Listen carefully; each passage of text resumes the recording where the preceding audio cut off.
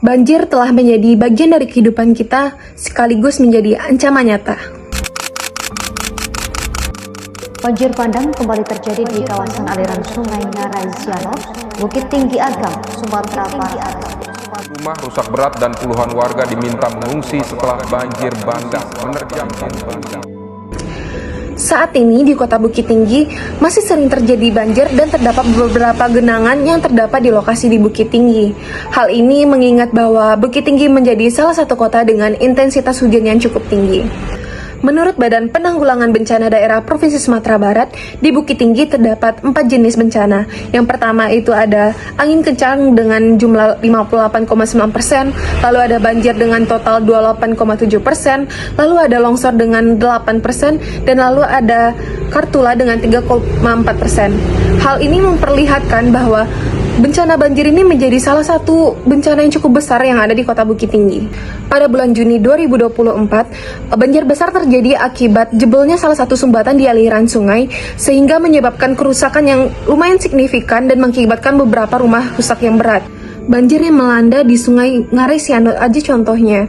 Banjir ini diakibatkan karena lebatnya hulu di aliran sungai di Sianot, sehingga banjir ini mengenai beberapa warung di sekitar sungai sampai ke atap-atapnya, dan beberapa rumah warga juga ikut menjadi dampak dari banjir ini.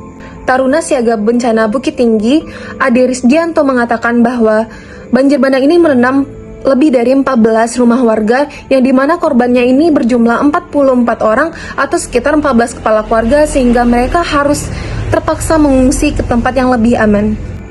Tetapi, pada kenyataannya, banjir ini tidak hanya berdampak kepada rumah warga saja, tetapi banjir ini juga mengenangi sawah-sawah yang siap dipakai, yaitu sejumlah 20 petak yang dapat merugikan para petani.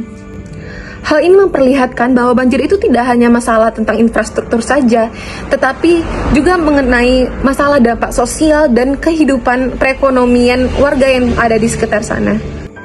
Hal ini bisa terlihat dari banyaknya warga yang kehilangan tempat tinggal, kehilangan harta benda mereka, dan kerugian yang diakibatkan karena usaha kecil dan menengah mereka yang terdampak dari banjir ini dapat mengurangi perekonomian dari warga yang ada di sekitar tempat tersebut. Lalu, apa yang bisa kita lakukan?